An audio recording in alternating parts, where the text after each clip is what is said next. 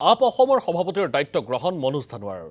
Up অসমৰ ৰাজ্যিক কাৰ্যালয়ত মনোজ ধানোৱাৰক উষ্ম আদৰণি আপ অসমৰ নেতাকৰ্মীৰ।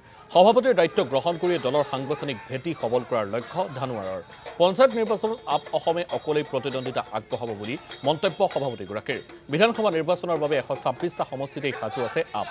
বিজেপিক পৰাভূত কৰাৰ স্বাৰ্থত বিৰোধীয়ে এক হোৱাৰ প্ৰয়োজন বোধ কৰিলে সেয়া সময়ত বিবেচনা কৰা হ'ব বুলি মন্তব্য আপ অসমৰ সভাপতি মনোজ ধানোৱাৰৰ।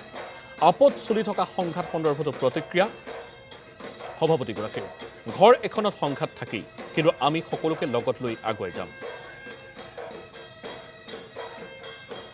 বিকল্প ৰাজনীতিৰ সন্ধান ৰাইজে কৰি আছে অসমত, আৰু এই বিকল্প ৰাজনীতিটো আম আদমি পাৰ্টিৰ মজিয়াত যে আমি দিব পাৰিম, এই কথাটো আপোনালোকেও উপলব্ধি কৰিছে।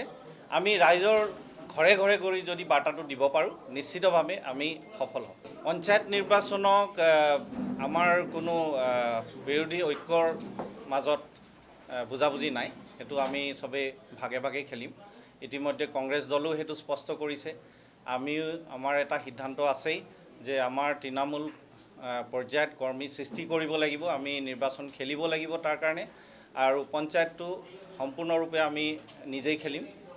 আৰু বিধানসভাৰ ক্ষেত্ৰত আমি 126টা সমষ্টিতেই কিন্তু নিজৰ প্ৰস্তুতি ইতিমধ্যে আগবঢ়াইছোঁ। বিধানসভা নিৰ্বাচনৰ আগমুহূৰ্তত যদি প্ৰয়োজন হয় বিজেপিক ৰুধিবৰ কাৰণে, যদি ৰাইজে আমাক ৰায়দান দিয়ে যে নহয় আমি আলোচনা কৰিব লাগে বিৰোধী দলসমূহৰ মাজত, তেতিয়াহ'লে নিশ্চিতভাৱে আমি আলোচনা কৰিম। কিন্তু আজিৰ দিনত আমাৰ স্থিতি এইটোৱে হৈছে, গোটেই 126টা সমষ্টিত আমি নিৰ্বাচন খেলিম, সেই উদ্দেশ্য লৈ আমি সংগঠন তৈয়াৰ কৰি আছে। প্ৰত্যাহ্বান আছে, সহজ নহয়, কিন্তু অসম্ভৱ নহয়। চবকে লৈ চলিম। দলীয় অনুশাসন এটা থাকিবই, সদায় চব দলত থাকিবও লাগিব, আৰু দলীয় অনুশাসনৰ মতে দলে যি সিদ্ধান্ত লয় সেইটো আমি মানিও চলিব লাগিব।